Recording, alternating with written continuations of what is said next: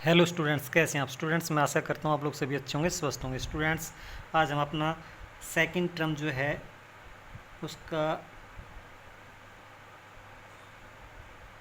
9 chapter, जो second term में 9 chapter उसको हम स्टार्ट कर रहे हैं। और चैप्टर 9 है, उसका नाम है एल्जेब्रिक एक्सप्रेशंस। और एल्जेब्रिक एक्सप्रेशंस है उसके बारे में आज हम लोग पढ़ेंगे। और ये जो वीडियो है आपका कोचिंग और नॉन कोचिंग दोनों सेक्शन के लिए है। इसके बाद जो है ये आपकी बेसिक चीज़ें आपको बताई जाएंगी। इसके बाद जो वीडियो आएंगे वो दोनों सेक्शन के अलग अलग से आएंगे, ठीक है। तो आज आपका कॉमन वीडियो आ रहा है, तो दोनों सेक्शन के लिए आप लोग इसको बिल्कुल अच्छी तरह से देख लेंगे, ठीक है। तो इसमें सबसे पहले एल्जेब्रिक एक्सप्रेशन है उसका इंट्रोडक्शन कर लेते हैं हम लोग। इंट्रोडक्शन के लिए इसमें जो है वो इसमें कहा है कि we have been introduced to algebraic expression in our previous class. Students, हम लोग अपनी पिछली वाली क्लास में एल्जेब्रिक एक्सप्रेशन है उसके बारे में थोड़ा सा परिचय ले चुके हैं। और in this chapter we shall learn about, इस चैप्टर में हम क्या क्या पढ़ेंगे। Learn about addition, subtraction and multiplication of algebraic expressions. तो इस चैप्टर में हम लोग एल्जेब्रिक एक्सप्रेशन से उनको किस तरह से ऐड किया जाता है, किस तरह से उनको सब्ट्रैक्ट किया जाता है, किस तरह से उनको मल्टीप्लाई किया जाता है, ये सारी चीज़ें पढ़ेंगे इस चैप्टर में, चैप्टर नंबर 9 में, ठीक है। तो इसमें जो टर्म्स इन एल्जेब्रा, ठीक है, टर्म्स इन एल्जेब्रा, एल्जेब्रा जो है उसकी टर्म्स हैं वो हम देख लेते हैं। तो सबसे पहले इसमें वेरिएबल के लिए कहा है कि वेरिएबल क्या होते हैं वो आपको देख लेना है। A quantity which can take different numerical values is known as variable. तो ऐसी न्यूमेरिकल क्वांटिटीज होती हैं जिनकी वैल्यू जो है वो डिफरेंट होती है, ठीक है।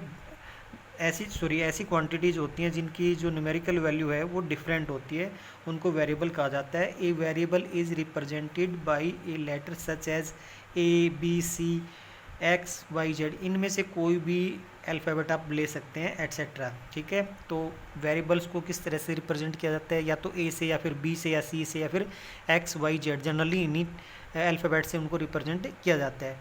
और उनकी जो न्यूमेरिकल वैल्यू है वो हर जगह अलग अलग हो सकती है, यानी उनकी न्यूमेरिकल वैल्यू है वो डिफरेंट हो सकती है। इस तरह की क्वांटिटीज होती हैं आपकी वेरिएबल जो है वो, ठीक है। और variables are also called literals, तो वेरिएबल्स को हम लिटरल्स भी बोल सकते हैं। तो ये आपका वेरिएबल्स का था। तो वेरिएबल के बारे में आपको पढ़ लेना है, क्योंकि वेरिएबल है उनकी वैल्यू है वो एक जैसी नहीं होती है, हर जगह अलग अलग हो सकती है, ठीक है।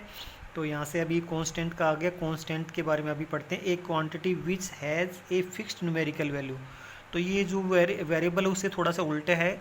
इसकी जो वैल्यू न्यूमेरिकल वैल्यू है बिल्कुल फिक्स होती है। तो कांस्टेंट एक ऐसी क्वांटिटी होती है जिसकी न्यूमेरिकल वैल्यू बिल्कुल फिक्स होती है। और इस तरह की जो क्वांटिटी है उनको हम क्या कहते हैं, कांस्टेंट कहते हैं, ठीक है। नंबर जैसे 0 है, 1 है, 2 है, 3 है, ये सारे के सारे आपके कांस्टेंट हैं, इनकी वैल्यू फिक्स होती है। आप कहीं भी लिखेंगे तो 3 जैसा ही लगेगा, 2 जैसे ही लगेगा, 2 की वैल्यू 2 ही रहेगी।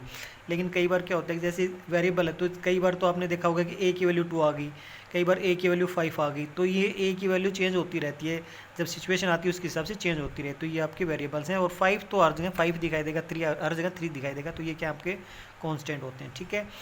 तो अभी इसके बाद हम अलजेब्रिक एक्सप्रेशंस को देख लेते हैं। अलजेब्रिक एक्सप्रेशन में क्या है, N algebraic expression is a combination of constant and variables. तो अलजेब्रिक एक्सप्रेशन है वो कम्बिनेशन है कांस्टेंट का और वेरिएबल का, कनेक्टेड बाई एनी और all of the 4 fundamental operations. और ये जो आपके जो कांस्टेंट हैं और वेरिएबल हैं, ये आपके बेसिक फंडामेंटल जो ऑपरेशंस हैं, जैसे आपका प्लस हो गया, माइनस हो गया, मल्टीप्लाई हो गया, डिवाइड हो गया, ठीक है।